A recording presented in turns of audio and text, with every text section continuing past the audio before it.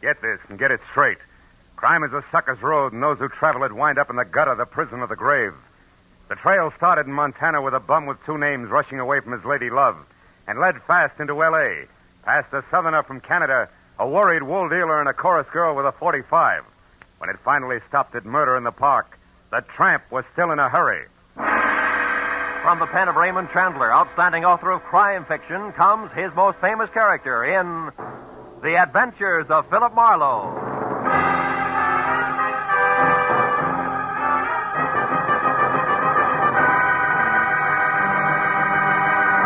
Now, with Gerald Moore, starred as Philip Marlowe, we bring you tonight's exciting story, The Bum's Rush.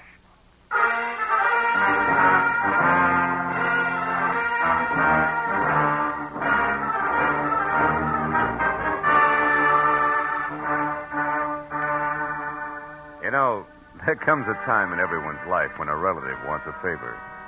But this was a particularly nice relative. In fact, a great old gal.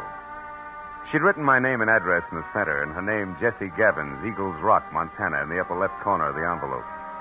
The stamp totaled away a mail special, and the letter inside started off like one of those, "I was wrong, you've got to find him for me, you've got to" types. But it didn't wind up that way.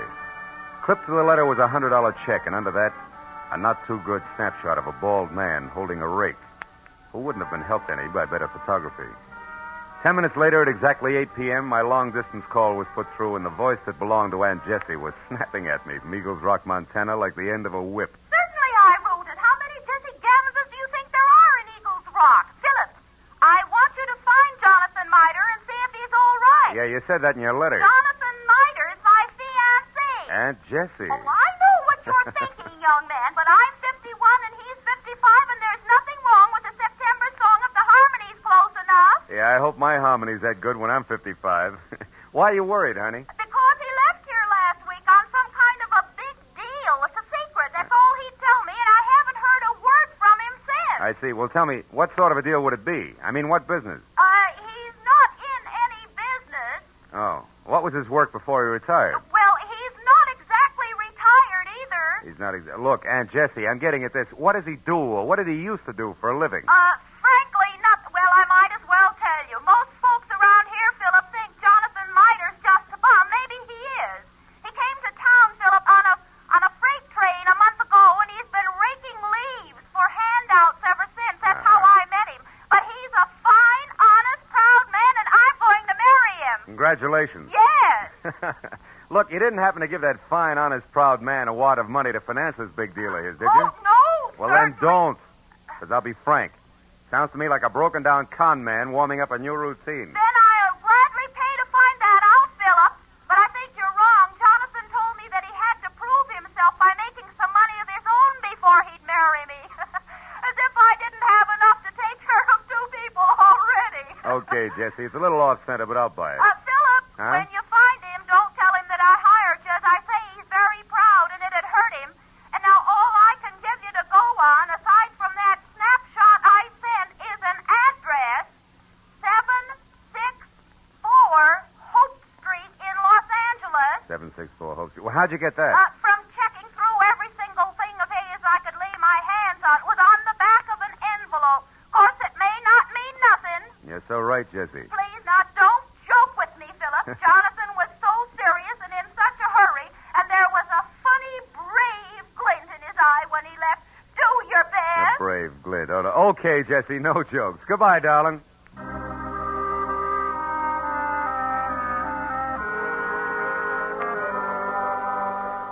I felt a little sorry for my Aunt Jessie Gavins because the concept of a knight of the road rushing off on a secret quest to prove himself worthy of marriage held up like a celluloid shovel. And I got no help when I pulled to a stop in front of 764 Hope Street. It was a cramped combination warehouse and office of corrugated iron and glass brick, respectively, with a shy red and black sign reading Hirsch Woolens over a door that looked like... Well, it looked like it handled about as much business recently as a repair shop for spinning wheels.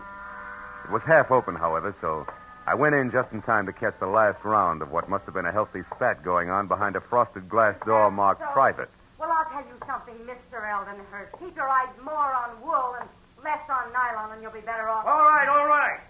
For heaven's sake, Martha, this is no time to quibble. We've got more important things to do. Unless, of course, you want to keep that chorus job at the Plumes forever. Well? Okay. You just watch your step. Goodbye, Eldon. Stand aside, stupid. This is a hallway, not an art gallery. Yeah, there's a petty girl if ever I've seen one. Well, what do you want? Oh, Mr. Hirsch. Yes? Yeah, well, I'm Ned Johnson. I'm looking for a job. What kind? Oh, salesman. Wool's my line. I see. And how long have you been waiting out here? Oh, I just stepped in. Come inside. Thanks. Sit down. Now, what is your specialty? Woolens, worsteds, or felts? Well, I've handled them all. We confine ourselves largely to a very high-grade merino woolen, Mr. Johnson, Ned Johnson. I've worked with merino. Well, and what about the others? Lester, perhaps? Lincoln? Oh, sure. Lester, Lincoln. Certainly, I find it all a fascinating business. So do I. A very romantic background. Yeah. By the way, what do you think of Lanatal as against merino? Lanatal. Well, not good. No, you see, I've watched the Lanatals from the range right through shearing and on up to weaving. It just doesn't compare with... what's the matter? What are you really after? I slipped, huh? You fell on your face. Lanatal is synthetic wool made from milk. Now, who are you? Okay. I'm from the Sequoia Credit Association. We're investigating you. Just a periodic, routine thing. It's strictly confidential. Get out of here and stay out if I ever catch you. All right, take it easy. I was clumsy, that's all. Don't start a riot about it. Look, you pry into my That's affairs quite a again. temper you got there. Better watch it, Hirsch. It'll get you in trouble. So long.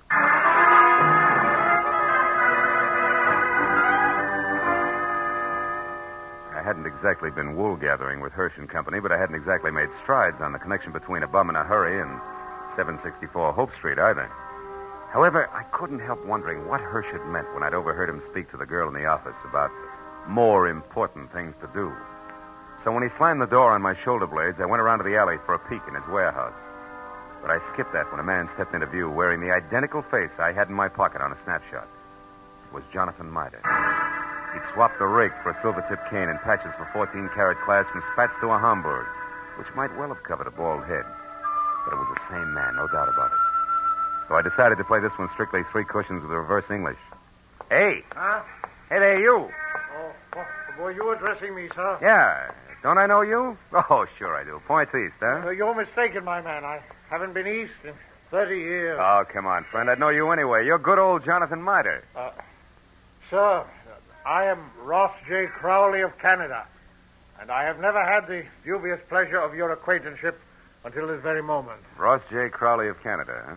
Mm-hmm. Okay, Mitre, that's the way you want it. What are you doing around the wool business? Setting it up for a fleecing or just pulling it over somebody's eyes? My good man, you've obviously confused me with someone else. Now, pack off, like a nice fella. I'm in a hurry. Now, wait a minute, Pop. Wait a minute. Let's get this straight first. Your name's not Crowley. Why are you using it? By Godfrey, sir, you're trying my patience. Stand aside. Come on, let's have it. Oh, very well, if you insist. Here it is. Look out. Hey, come back here, you old goat. Why don't you look out? Why, you awkward roughneck. Why don't you look where you're going? I was, but I couldn't get around all three of you. Three? What do you mean? You and your two big feet. If you can't keep those gunboats out of people's way by yourself, hire a pilot.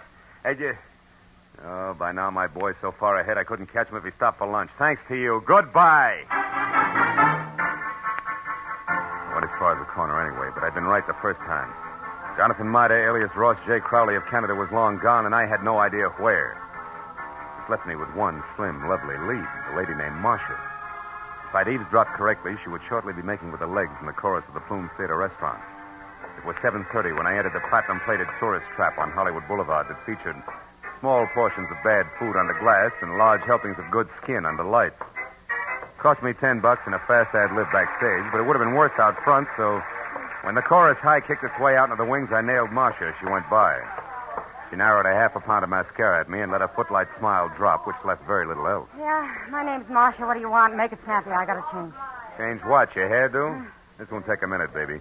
All I want to know is where Jonathan Mitre can be found. How should I know? I never heard of him. You're stalling on your own time, baby. I got all night. Nuts to you, Jack. Blow. Come back here. This is important. Now listen, you. I don't know anybody called Jonathan, what's his name? And put one more fingerprint on my arm and you'll get bounced out of here on your head. You know, there's just a chance you could be on the level. Look, the guy wants about 55 and spats with a Hamburg over what is no doubt a bald dome. Carries a black cane with a silver tip and for some reason answers the name of Crowley. Crowley? Yeah, that's it, Ross J. Getting warmer, huh, kid? And don't bother telling me you never heard of him. So I've heard of him. So what? He's a good pal of mine. Met him a couple of nights ago. He's quite a sport. I'll bet he is. Where can I find him? What do you want him for? I want to talk to him, that's all. Where's he live? Up a tree. Like I said, Buster Blow. And like I said, baby, this is important. So important, I'll have a lopsided line in the next number if you don't talk, because you won't be there. You'll be on your way to the pokey. Now, where does he live? I don't know. He's from Canada. You can come closer than that, sweetheart. Give. All right. He tells me he takes a walk in the park every night. He raves about the gladiolas. Like they grow in Coldwater Canyon Park, maybe? Maybe. Thanks, you're a good kid. Keep your powder dry, baby. I'll see you.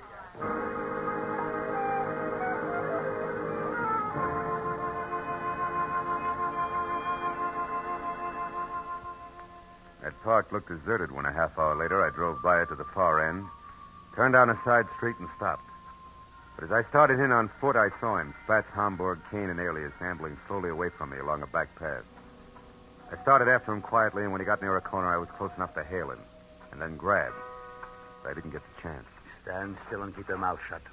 I turned slowly. It was the gentleman with the big feet, and he wasn't much uglier, just a little flabbier than the automatic wrapped up in his fist. You seem to be falling over my feet every time I turn around. I noticed that. But I figured the first time was coincidence. What do you figure now? That our gay dog, Mr. Crowley, who just turned that corner there, is wagging two tails. But you hold the gavel, Chairman. And don't you forget it either. So he gave you the name Crowley, did he? Mm-hmm. Why, you think he's got another one? Stop that. We both know he's lying. What I don't know is why he took that name or why you're interested. It's a hobby. I collect old geezers with more than one name. You're going to handle hard, huh? You won't tell me? Well, I don't know your angle either. We might work out a trade, huh? No. I'm not wasting any more time either. You're not going to get away from me again. And that means you'd better stay right here. Oh!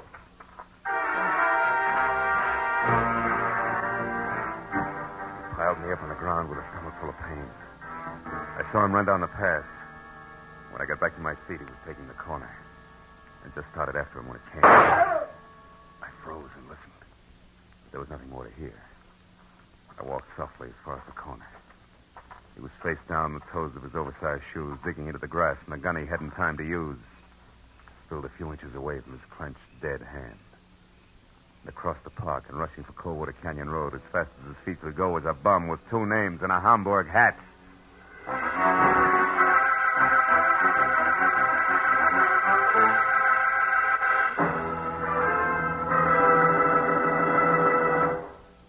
In just a moment, the second act of Philip Marlowe. But first, 30 minutes packed full of talent, music, and fun. That's the Horace Heidt Original Youth Opportunity Show, coming your way every Sunday evening on CBS.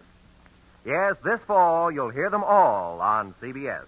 A galaxy of stars. And one of the brightest is genial Horace Heidt, who keeps the fun rolling with one hand and with the other pushes open the door to opportunity.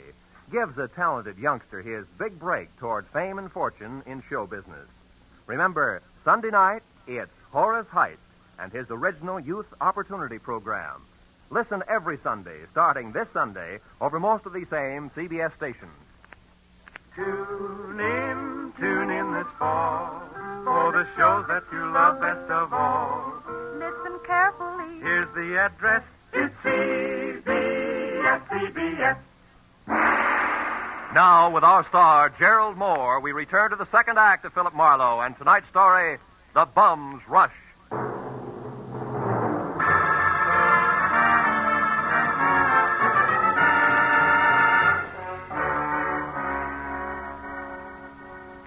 When I took after the fleeing figure known to my Aunt Jessie as Jonathan Mitre, or Ross J. Crowley, was still barely visible ahead with arms and legs flailing the night air like so many test streamers in a wind tunnel. I didn't know any more about his double identity than I had before. But I did know that what might have started as only a confidence game of sorts had now mushroomed in a murder with the aforesaid gentleman very much involved. And a moment later, when I saw him, breathless and afraid, duck into a sagging, deserted wooden shack that showed a single red light and was labeled Department of Parks, Fire Equipment Private, I figured the right time and place had come to talk it all over. When I finally carefully stepped inside and announced both myself and 38 in hand in definite stentorian tones, he agreed wholeheartedly. All right. I'll come out just as you say, sir, with my hands up. After all, I I've no reason to hide. Other than murder, no. What murder? That noise I heard. That's what it was. Somebody was shot. No, somebody was run over by a bullet rolling downhill at a terrific rate of speed. Now shut up and turn around, Pop. Hands still high. Time we got cautious. Oh, are you searching for a gun on me, sir? Young man, you must be out of your mind. First you insist that I'm a Mr. Miter. Well, somebody I never heard of. And you're convinced that I'm a murderer. I don't understand you. There. No gun? Now, you satisfied? No, intrigued. Where'd you throw it? I didn't. I never had one. Anything else? Yeah, the name Crowley, Ross J. Why do you use it? Because it's mine. And that young man is a very common custom. Now, do you mind if I leave? I do. Now, look, old-timer. I'm only going to be nice about this for a little while because, first of all, there's a fresh corpse outside, and where I stand, you could be responsible for it. And second of all? Second of all, there's my angle, where I fit, who I work for, facts, and I don't want to reveal them unless I have to. Now, from the top. You and the dead guy, the connection, what is it? I haven't the slightest idea what you're talking about. You haven't, huh? Okay, Pop, we play it straight all the way. Now, listen. My name's Philip Marlowe. I'm a private detective, and I know when it's time to blow a whistle. Don't move, Marlowe, or you never will again. Oh, fine. Marcia. That's right, Marcia. And all loaded down with a nasty old .45 automatic that makes her look and feel very unladylike. Drop it, Marlowe. Come on. It's better. Now, Mr. Crowley, without waiting for Marlowe to apologize, go on. Go, but where To the hotel. It's important, so hurry. Oh, yes, very well. I won't waste a second. The key. You won't need the key. Somebody's waiting for you. Goodbye, Mr. Crowley. Goodbye. And I hope I never meet you again, Mr. Maitland. Good night. It's cute, isn't he? Uh-huh, darling. The moment unimportant. Right now, you're my only concern, Marlowe. Oh, that's nice, Marcia. It's cozy, just the three of us. You and that giant U.S. pistol, caliber 45. Say, baby, that's not your gun, is it? No. You feel slighted? Oh, no, sweet. Happy. Stay back, Marlowe. Why? I'll shoot. Oh, no, you won't. You I can't. warn you, Marlowe. No. You see, baby, Take another step, of you're the through. 3 safety devices I on mean- that Army gun, that doohickey Marlowe, there on I'm the gonna- side is one. It won't Stay work back. unless it's in the Go forward on, position. You big jerk. Let go of me. When school's out, I will. Now, the Go first ahead. question, teacher. Come on, You and let go. Grandpa, alias Jonathan Miter, also alias Ross J. Crowley. What's the game you two are playing? I don't know. Where does Hirsch fit in? Oh. Come on, it's getting late. The I don't star know. pupil wants an answer. He's anxious to get to the head of the class. Talk. What is it? I don't remember, and I won't, so don't bother getting masculine or polishing apples, pupil. When I forget for a long, long time. Is that clear? Yeah, it is. And since I can't wait, since I want to go out and play, Well, we'll put you in hold here on. for safekeeping. Yeah. Hey, honey, you don't mind if I go through your bag, do you? I didn't think you would. Oh, here's a key that says in what room I'll find the team of Crowley and Miter. Oh, my, such a temper. After I'd picked up my .38, which the lady, who no longer sounded like one, had made me drop, and had checked the hotel key that read Villa 12, Wilshire Gardens, Beverly Hills, I ran outside and back toward my car in what I figured should be a big hurry. But when I was halfway there, I had a premonition that speed was not to be. A premonition that was a head dressed in blue, carrying a club, wearing a badge, and leaning on my right front fender. And it wasn't until I was next to him that I quit worrying about a long, involved delay. Because the officer on hand, one Kurt Lemley, was an old and, I hope, still good friend. Well, hiya, Phil. Been waiting here for you since I called in about that body up there. Some kid heard the shot. Oh, so you had once pegged this all-alone and very suspicious-looking car, huh? Yeah, surprised it was yours and disappointed. I'd hoped the name of the owner's tag was going to be Raleigh Newcomb. Hey, wait a You see, I minute. had Wait a minute. You know his name? Don't you? No. No, we were on different sides when he got shot. No, he's from Canada. What? Yeah, Vancouver. He had a business up there with a guy named Ross J. Crowley. Crowley? Mhm. Hey, Kurt, how'd you find all this out? I found a clipping in his wallet. It's got a picture on it. Oh, wait, it's right here. Wait a second, I'll put a light on it. Yeah, hurry up, will you? I see. See, 2 guys in front of a building. That's Raleigh right. Newcomb and Ross J. Crowley officiated the Kurt. opening of the... Sure, it's what I figured. The guy's a liar. I've already met a guy who insists that's his name, and he's bald like the Crowley in the picture. Yeah, but there's a similarity ends, even though the picture's anything but clear. What guy are you talking about, Phil? Jonathan Miter, an old geezer I was hired to find. Hmm? Bum who's pulling something fancy that incidentally ties in real tight with that murder over there. You know where he is, Phil? Sure, I know. That's where I was heading when I ran into you. Oh, Ran into what, Phil? What is it? the picture. What? Kurt. Yeah? Move your thumb up a little, will you? The way you just had it. My thumb? Yeah, move it. That's it, like that. Oh, brother, if I got a hunch. How about what? Another murder, a neat one that's scheduled to come off any minute at the Wilshire Gardens Hotel. I'll see you later. Goodbye.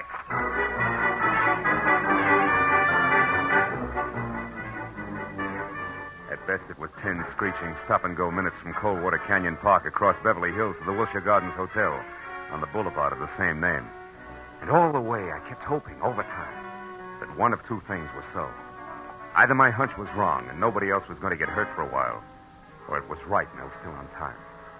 But when I was there, parked and running toward the Villa number 10, which was a silent stucco square, choking to death under ivy, and showing only a single light in the living room, I was almost sure that it was going to play still another way. Me right and too late to do any good. When I tried the door and found it open, and inside saw at once the letter propped up against the lamp on an end table that I'd been afraid I'd find, there was no longer any doubt. And even as I crossed the room, I knew that I was going to read a suicide note addressed to the police, telling them that the undersigned Ross J. Crowley had taken his own life, as well as that of the partner he'd been stealing from, Raleigh Newcomb, who had currently been pursuing him. But I didn't know until I reached for the letter to make sure that I'd figured right was the last line, just before the signature. It read, "Also, rather than face the humility of being dragged through the courts for killing Newcomb, they've taken the life of a man who would have caught me. A private detective named Philip Marlowe." You did well, Marlowe. What? Especially when it's your own obituary. No, don't move. Well, Mr. Hirsch, huh? Or do I call you Crowley now? Doesn't matter, Marlowe. Suit yourself. What does matter is that you're not quite the boy genius you think you are. Meaning what? Meaning Marcia. You talk to her at the Plumes, then she talks to me. Between the two of us, we've maneuvered you around just like we wanted to, so we could include you in our plan. In other words, Marlowe, when Marcia sent Mida here from the park, we knew you'd follow. Marcia's reliable. Yeah, all year round, I'll bet. Okay, Crowley, so the one with two heads isn't Jonathan Mida, it's you. You is Eldon Hirsch here in L.A. Is Ross J. Crowley, Newcomb's partner up in Canada. A crooked partner, Crowley, who, when he knew he was going to be caught, decided to kill himself, but with another guy's body, Jonathan Mida, so it wouldn't hurt. Exactly. Also, Marlowe, nobody will bother to look past what will pass as Crowley's buddy, or the murderer of Newcomb, who I didn't expect on the scene. I think you'll admit it's all accounted for in that letter there in Crowley's, my handwriting. Bravo, you've skipped nothing. Now, what about me? Yes, you. You must go before Jonathan Mida, you know. Otherwise, the coroner might find something wrong with the sequence of death. So it's you first, then Mida. Who no doubt is unconscious in the bedroom right now? No, Mr. Marlowe, who no doubt is standing right here listening carefully. Mida, you crazy fool. Stay where you are. No, Mr. Crowley, I won't. That way I die. This way, at least I have a chance. Crowley! My shoulder. Mida, you all right? Yeah, I think so. Just wing. Oh, you got him, didn't you, Mr. Marlowe? Yeah. No. No, Jonathan, you got him. That rush did it, you big... Bum, Mr. Marlowe? Yeah, bum.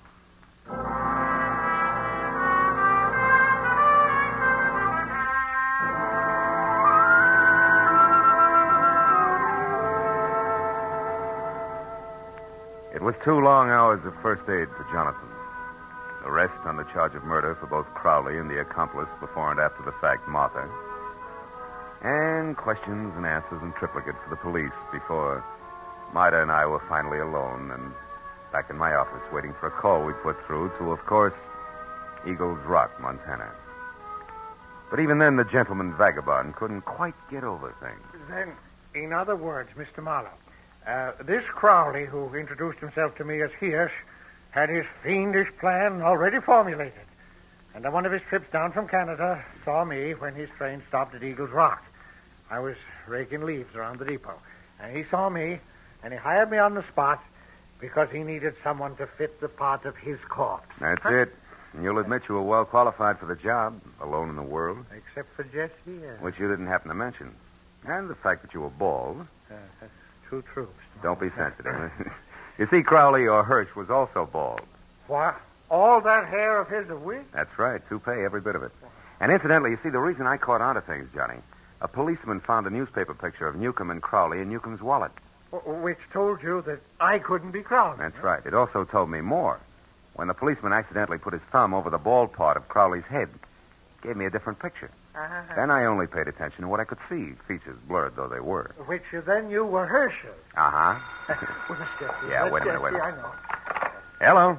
Mr. Philip Marlowe, please. This is Marlowe speaking. On your call to Miss Jessie Gavins in Eagles Rock, Montana. One moment, please, sir. Here, take it, Jonathan. Me? Yeah, go ahead, speak. All right. Hello, Jessie. Jessica. Yeah, this is Johnny. Yeah, Cuddles. Yeah, it's me, all right. I'm in Los Angeles with Mr. Marlowe. Cuddles, you don't have to shout so loud, you know. She's clean up there, the Eagles. I know, but she can hear you. Just talk. Jessica, you guess what happened now? I'll tell you. Yeah. A man hired me to work for him. To pose, impersonate a Mr. Ross J. Crowley, because he said he had to be free to investigate some crooked people who would try and contact me. Yeah. And since he offered good money right on the spot there, Jessica, I took the job. I thought you'd be proud of me making extra money.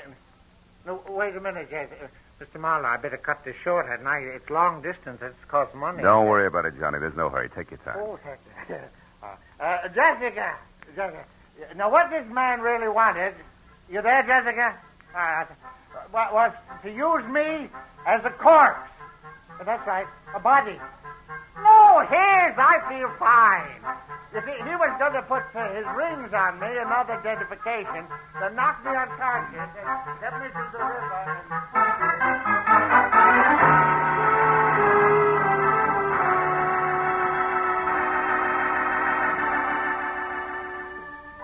By the time I got Jonathan Miter down to Union Station and aboard a northbound train with specific instructions to stay away from strangers, and got back to my own apartment on Franklin, it was better than 3 o'clock in the morning.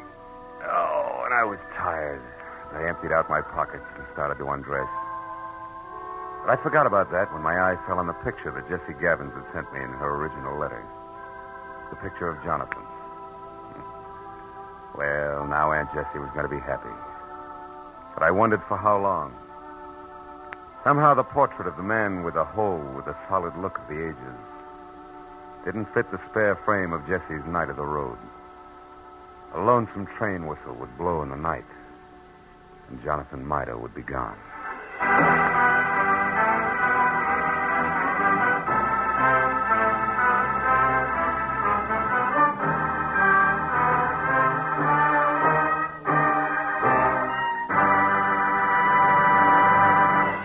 The Adventures of Philip Marlowe star Gerald Moore and are produced and directed by Norman MacDonald. Script is by Mel Donnelly, Robert Mitchell, and Gene Levitt. Featured in the cast were Georgia Ellis, Hans Conrad, Ann Morrison, Herb Butterfield, Wilms Herbert, and Bill Boucher. The special music is composed and conducted by Richard Arant. Be sure and be with us again next week when Philip Marlowe says... The lady tourist was a school teacher out after glamour, and she got it. But only after she learned that in Hollywood, the 3 R's could be reading, done in a dark room, writing found in a dead man's pocket, and arithmetic that added up to murder, times 2.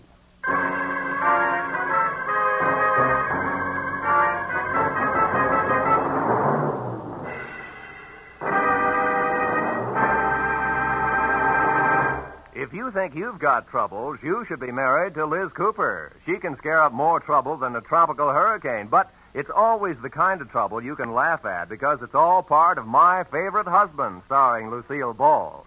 My Favorite Husband is part of CBS's great laugh lineup for Friday nights. You won't want to miss a single minute of My Favorite Husband. And you'll want to be around, too, to hear the Goldbergs, Leave It to Joan, and Breakfast with Burroughs. They'll all be broadcast on Friday nights over most of these CBS stations starting next Friday. This is Roy Rowan speaking. Now, stay tuned for Gangbusters, which follows immediately over most of these same stations.